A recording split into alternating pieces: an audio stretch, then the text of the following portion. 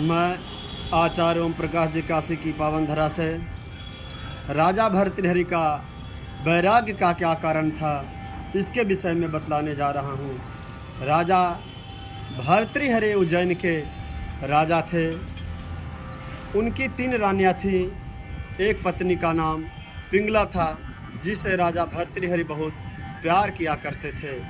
एक दिन गोरखनाथ राजा भर्तृहरि के राज्य में जाते हैं और राजा भर्तृहरि को एक प्रसाद स्वरूप फल देते हैं। कहते हैं, राजन, इस फल को यदि आप खाएंगे तो हमेशा युवा रहेंगे, कभी भी बुढ़ापा आपके पास नहीं आएगी।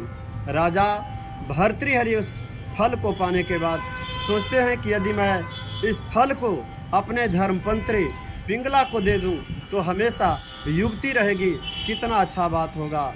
और पिंगला के प्रेम के वशीभूत होकर राजा भर्तृहरि उस फल को रानी पिंगला को दे देते हैं। पिंगला उस फल को पाने के बाद राजा भर्तृहरि से वो वस्तुतः प्रेम नहीं करती थी, एक कोतवाल से प्रेम करती थी। और रानी पिंगला ने उस फल को कोतवाल को दे दिया।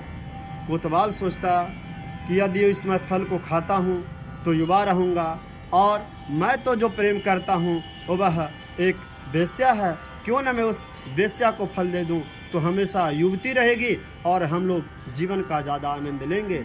इस मन में विचार से कोतवाल ने फल को वेश्या को दे दिया। वेश्या उस फल को पाने के बाद विचार करती है कि यदि मैं इस फल को खाती हूँ तो हमेशा जीवन भर हमको घृणित कर्म को करना पड़ेगा, और यदि मैं इस फल को राजा भर्तृहरि को दे देता हूँ, राजा हमेशा युवक रहेंगे तो राज का अच्छा से संचालन होगा, प्रजा खुशहाल होगा।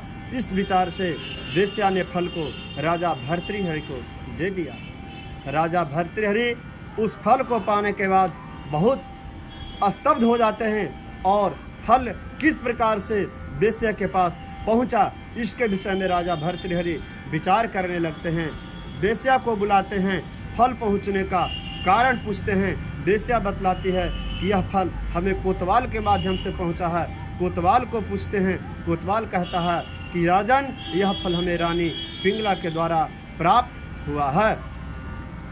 इस कुकृत से, रानी के द्वारा किए गए कर्मों से राजा भर्तृहरि के जीवन में वैराग हो जाता है, और राजा अपना पूरा राजपाट अपने भाई विक्रमादित्य को छोड़कर भर्तृहरि वैराग की ओर निकल देते हैं, जो वर्तमान समय में चुनारगढ़ किला के नाम से जाना जाता है। विक्रमादित्य ने राजा भर्तृहरि के तप के लिए चुनारगढ़ किला का निर्माण किया था। उसमें आज भी वर्तमान समय में भी राजा भर्तृहरि की समाधि है। राजा भर्तृहरि ने वैराग्य के बाद 3 शतकों की रचना की, श्रृंगार शतक, वैराग शतक और नीति शतक। नीति शतक के एक श्लोक के साथ मैं इस वीडियो का विराम करूंगा। कहते हैं कवि, रे रे चातक सावधान मनसा मित्र क्षणं श्रूयताम् अम्बोदा बहवोः सन्ति गगने नैपेतादृशा केचिद् वृष्टिभिः आद्रयन्ति वसुधां गर्जन्ति केचिद्वृथा यं यं पश्यसि तस्य तस्य पुरुतो मा ब्रूहि दीनं वचः। चातक पक्षी से कभी कहते हैं कि अरे चातक पक्षी, जो आकाश में बादल देख रहे हो, बहुत बादलों हैं, लेकिन कोई कोई बादल ही हैं जो वर्षा कर धरती की आर्द्रता को, धरती की प्यास को बुझाते हैं, और तुम सब बादल से क्यों अपनी प्यास की बुझाने के लिए याचना कर रहे हो। उसी प्रकार जीवन में कोई कोई ही लोग, कोई कोई ही मित्र, कोई कोई ही बंधु, ऐसे सज्जन मिलते हैं जो आपके दुख को सुनकर उसका समस्या का समाधान करते हैं। ज़्यादातर लोग आपके विषम परिस्थिति को मजाक उड़ाने वाले मिलते हैं, इसीलिए अपनी दीन वचन को हर के सामने प्रकट नहीं करना चाहिए। आज बादल का मौसम था, इसीलिए हमने इस वीडियो को आप लोग के सामने प्रस्तुत किया।